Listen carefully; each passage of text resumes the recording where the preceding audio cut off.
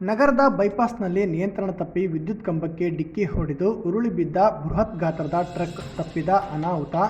ದಾವಣಗೆರೆ ನಗರದ ಬೈಪಾಸ್ನಲ್ಲಿ ಚಾಲಕನ ನಿಯಂತ್ರಣ ತಪ್ಪಿ ಬೃಹತ್ ಗಾತ್ರದ ಟ್ರಕ್ ಒಂದು ಸರ್ವಿಸ್ ರಸ್ತೆಯಲ್ಲಿದ್ದ ವಿದ್ಯುತ್ ಕಂಬಕ್ಕೆ ಡಿಕ್ಕಿ ಹೊಡೆದ ಪರಿಣಾಮ ಟ್ರಕ್ ಉರುಳಿ ಬಿದ್ದ ಘಟನೆ ಸೋಮವಾರ ಬೆಳಗ್ಗೆ 11 ಗಂಟೆ ಸುಮಾರಿಗೆ ನಡೆದಿದೆ.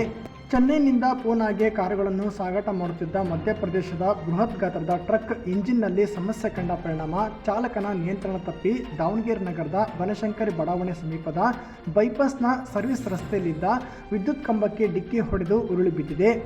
ಸದ್ಯ ಅಪಘಾತದಲ್ಲಿ ಯಾವುದೇ ಪ್ರಾಣಹಾನಿ ನಡೆದಿಲ್ಲ. ಆದರೆ ಟ್ರಕ್ನಲ್ಲಿದ್ದ ಮಧ್ಯಪ್ರದೇಶದ ಚಾಲಕ ಮೌನೇಶ್ ಮತ್ತು ಕ್ಲೀನರ್ ಮೂರೇಶ್ ಅವರಿಗೆ ಗಾಯಗಳಾಗಿದ್ದು ಜಿಲ್ಲಾ ಚಿಗಟೇರಿ ಆಸ್ಪತ್ರೆಗೆ ದಾಖಲಿಸಲಾಗಿದೆ.